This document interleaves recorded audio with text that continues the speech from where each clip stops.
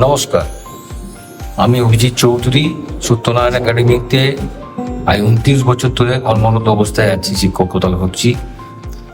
একটা বিশেষ ব্যাপারে আপনাদের বলতে চাই, এটা যে মানুষটি এই বিদ্যালয়টাকে স্থাপন করেছিল তার নাম হচ্ছে মাননীয় সত্যনারায়ণ দত্ত মহাশয়। তার চিন্তাধারার প্রশংসা করতেই হয় যে একটা গ্রামের মধ্যে কী করে না ইংরেজি মাধ্যম স্কুল করা যায়, এটা বাঁকুড়া শহরের কেউ প্রথম চিন্তা করতে পারে। তার সঙ্গে রামকৃষ্ণ মিশনের যে ভাবধারা মিশ্রিত করে একটা স্কুলকে আমরা দাঁড় করাতে পেরেছি, এটা একটা বিরাট ব্যাপার। আজকে আমাদের যে জার্নি, সেই জার্নি বহুদূর পর্যন্ত চলে গেছে। বাঁকুড়া শহরে আমরাই প্রথম স্কুল যারা অ্যাফিলিয়েশন পেয়েছি প্রথম, এবং সেটা 1999 সালে। এবং ভারতবর্ষের মধ্যে দেখতে গেলে আমাদের স্কুলের নাম কিন্তু ভারতবর্ষের বিভিন্ন প্রান্তে ছড়িয়ে পড়েছে। কারণ প্রায় এখনই আমাদের স্কুলের যে হোস্টেল, তাতে 11টা স্টেটের মানুষ ছেলে মেয়েকে রেখে গেছে। এবং আরও এর আগেও এমনকি নর্থ ইস্টে মানে মণিপুরের মতো স্কুলেও মানে ছাত্রছাত্রীরা এখানে পড়াশোনা করে গেছে। যার ফলে সত্যনারায়ণ একাডেমি শুধু বাঁকুড়া শহরের গল্প না, ওটা ভারতবর্ষের কাছে তার একটা পরিচিতি আছে। এবং আমি এই কথাটা বলতে চাই যে আমরা ছেলেকে মানে শুধু শিক্ষিত করতে চাই না, প্রকৃত মানুষ গড়ে তুলতে চাই।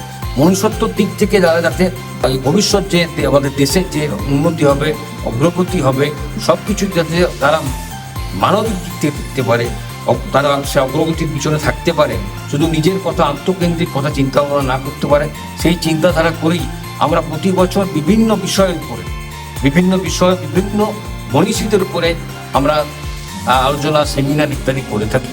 এছাড়াও এই স্কুলটার একটা সবচেয়ে বড় বৈশিষ্ট্য হচ্ছে যে স্কুলটা একটা পরিবেশ দূষণ মুক্ত স্কুল, যে বাঁকুড়া শহরের কোথাও নেই। আমাদের স্কুলের এই অবস্থাটা দেখার পরে কয়েকটা স্কুল হয়তো গ্রামের বাইরে পড়া, গ্রামের মধ্যে পড়ার চেষ্টা করেছে, কিন্তু এরকমভাবে কেউ কোনোদিন মানে একটা তপবনের মধ্যে মানে আগেকার দিনে যে তপবন ছিল, গুরুকুল ছিল, সেই সিস্টেমে পড়াশোনা কোনো স্কুলে কোথাও হয়নি। এই সঙ্গে এই বছর আমরা আনন্দের সঙ্গে জানাচ্ছি, 2 বছর ধরে নিট যারা ডিজিটাল গোটা স্কুলটাকে ডিজিটাল প্রক্রিয়ায় সাজিয়েছে। এবং আমাদের স্কুলের তার মধ্যে আপনারা প্রত্যেকটা ক্লাসরুমে যে দেখবেন টিভি আছে, শিক্ষকরা ট্যাগ নিয়ে পড়ান। এছাড়াও আমরা ট্যাগের সঙ্গে যুক্ত হয়েছি, এবং যে ভারতবর্ষের যে প্রধানমন্ত্রী বা যে কেন্দ্রীয় সরকার যেটা চাইছে যে ডিজিটাল ইন্ডিয়া, এটা আমরাও চাই তাদের সঙ্গে যুক্ত হতে। এবং আমাদের পেশাগত দিক দিয়ে ছেলেমেয়েরা যাতে ক্লাস 12 পাস করে বেকার না থাকে, তার জন্য এই ট্যাগ যুক্ত করা হয়েছে। এই ট্যাগে আপনি মাইক্রোসফট থেকে আরম্ভ করে IBM বিভিন্ন সংস্থা যুক্ত আছে, যারা ভবিষ্যতে ছেলে মেয়েগুলিকে নিয়ে তারা তাদের মতো করে মানুষ করতে পারবে, তাদের মতো করে শিক্ষার যোগ্যতা দিতে পারবে। প্রযুক্তিগত দিক দিয়ে আমরা অনেক দূর এগিয়ে আছি, এগিয়ে নিয়ে যেতে পারবো স্কুলকে। এই কথা বলতে পারি। আর বলতে পারি যে আমাদের স্কুলে পড়লে সেই ছেলে মেয়ে মানবিক দিক থেকে যেমন উন্নত হবে, উৎকর্ষতার দিক থেকেও তেমনি উন্নত হবে, এবং শিক্ষাগত যোগ্যতার দিক থেকেও সেরকম উন্নত হবে।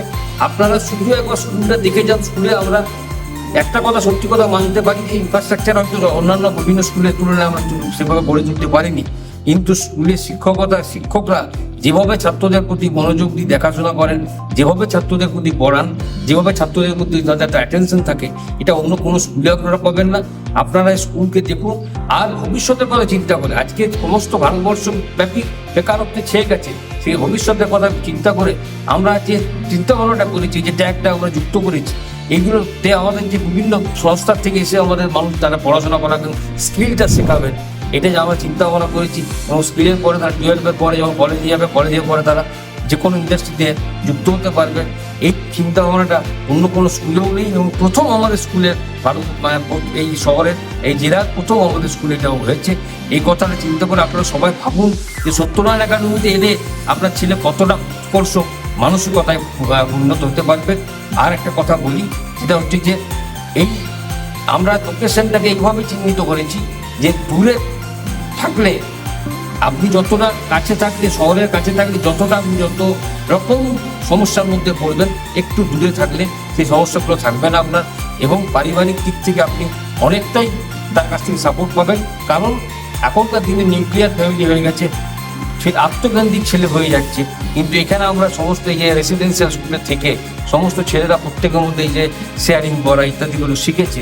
এটা শিখলে আপনার ভবিষ্যতে আপনার প্রতি যে আমরা যে বৃদ্ধাশ্রমের কথা ভাবি, অন্যান্য কথা ভাবি, এগুলো কখনোই তারা ভাববে না। তারা ভাববে তার পিতা মাতা তাদের কাছে যেমন বাকি ছিল, এখনও সেরকমই আছে, সেরকমই সম্মানীয়, সেভাবে মাননীয়, মানবিক দিক থেকে তারা তাদের এই দিকগুলো দেখবে। এই কটা কথা বলে সকলকে অভিনন্দন জানিয়ে আমার বক্তব্য শেষ করছি।